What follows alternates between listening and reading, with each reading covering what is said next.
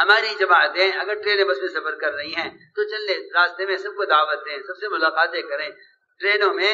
مسافروں کو تنگ نہ کریں، کسی مسافر سے اپنی سیٹ نہ بدلیں، جماعت کے ساتھی ساتھ رہیں گے نہیں، جس کی جہاں سیٹیں وہاں رہے، کسی مسافر کو تنگ کرنا یہ مناسب نہیں۔ میں نے آتے ہوئے دیکھا ٹرین میں کہ اسٹیشن کے مسافر پریشان تھے، سارا مجمع یہاں سے اسٹیشن پہنچ گیا، اسٹیشن میں خوب ہنگامہ ہوا، خوب بڑا مجمع، لوگ سمجھ رہے کہ یہ خوش ہوں گے ہمارے استقبال کرنے سے۔ میں یہ دیکھتا رہا کہ کہیں اللہ نہ کرے ہمارا سفر اللہ کے یہاں سے مردود نہ ہو جاوے، ہمارا سفر مردود نہ ہو جاوے، اور یہ اتنے سارے لوگ اسٹیشن پر آ گئے، مسافر پریشان نہ ہو رہے ہوں۔ ٹرین میں ہمارے ساتھی نماز پڑھ رہے تھے، ایک ساتھی نے راستہ روک لیا، وہ ٹرین کے ملازم کھڑے رہے کافی کا سامان لیے ہوئے، کافی بیچنے والے۔ میں یوں ڈرتا رہا، میں نے کہا یہ نماز مردود نہ ہو جاوے،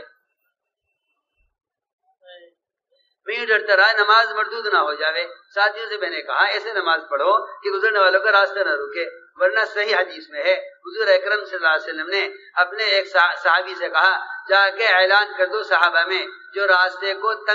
راستے کو بند کرے گا یا دوسروں کے لیے جگہ کو تنگ کرے گا اس کے دین کی محنت اللہ کے یہاں قبول نہیں ہوگی۔ یہ صحیح حدیث ہے، منتخب میں صحیح حدیث ہے، من قطع طریقا او ضیق منزلا فلا جہاد له، اس کی دین کی محنت اللہ کے یہاں قبول نہیں ہوگی جو راستے کو بند کرے گا یا جگہ کو تنگ کرے گا۔ صحابہ سے میں اعلان کر رہا ہے، آپ نے اپنے منادی کو بھیج کر اعلان کرنے والے کو۔ بس میں ڈرتا رہا پورے سفر میں، اسٹیشن سے چلا یہاں تک آیا، راستے میں دیکھتا رہا لوگ سواریوں کو ہٹا رہے تھے ہماری وجہ سے۔ حضور اکرم صلی اللہ علیہ وسلم اس چیز کو پسند نہیں کرتے تھے، ہمارے یہاں ہٹو بچو نہیں ہے، ہٹو بچو نہیں، سب کے ساتھ اس طرح چلو جس طرح ایک عام انسانوں کے ساتھ چلنا چاہیے۔ میں نے عرض کیا تم اللہ کے راستے میں نکل رہے ہو، ٹرین میں ہوگے، نہیں جی جماعت ہے، جماعت ہے، جماعت ہے تو کوئی عذاب تو نہیں ہے کہ سب کو پریشان کرے؟ جماعت ہے، جماعت کا مطلب کیا ہے؟ سارے ٹرین کے مسافروں کو کسی مذہب کے، کسی خیال کے، کسی دین پر ہو، ہم سے سب کو راحت ملے، چائے سب کے لیے لے آؤ، بسکٹ سب کے لیے لے آؤ، سب کا اکرام کرو، تمہارے پاس پھلیں سب کو کھلاؤ۔ امیر صاحب میرا جی چاہ رہا ہے یہ ٹرین کے مسافروں کو میں کچھ کھلاؤں، ہاں ضرور کھلاؤ، یہ تو سنت ہے۔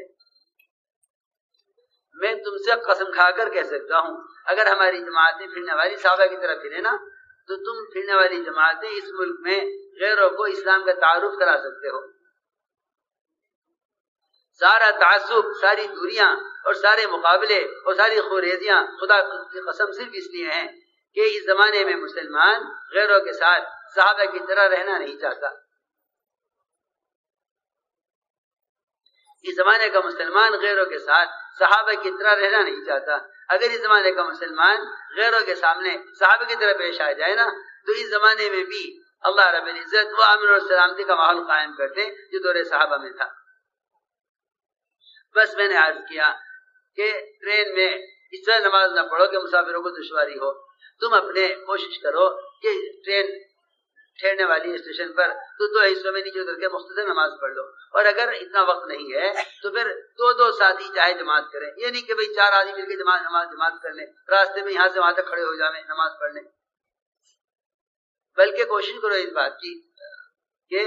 جو ایسا وقت ہے کہ جس میں چلت پھرت کم ہو رہی ہے، عام طور سے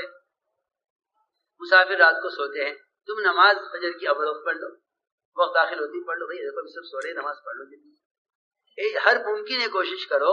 کہ تمہاری عبادت سے مسافروں کو دشواری نہ ہو، ٹرین کے عملے کو دشواری نہ ہو، اگر اپنے اقام کو اللہ کے قبول کرانا چاہتے ہو۔ بس اس طرح ہمیں ٹرین میں مسافروں کو پریشان نہیں کرنا۔ ہماری جماعتیں بڑی غلطی یہ کرتی ہیں کہ ٹرین میں تعلیم کا حلقہ قائم کر لیتی ہیں، حالانکہ ٹرین تعلیم کرنے کی جگہ نہیں ہے۔ ٹرین میں تو دعوت دو، ملاقاتیں کرو، کتاب ہر ایک کے پاس اپنی ہونی چاہیے، صبح عرض کر دیا گیا تھا، ہر ایک کے پاس اپنی کتاب ہو، وہ اس کتاب میں سے خود بھی پڑھے، دوسرے کو بڑا والے کو پڑھ کے سنا دے، نہیں پڑھنا آتا بڑا والے سے سن لے، کچھ بھی نہیں ہے تو بڑا والے کو کلمہ یاد کرا دے، نماز سیکھ لے، اس کو نماز سکھلا دے۔ اس طرح سے ہمیں اپنا وقت ٹرین کا اس طرح گزارنا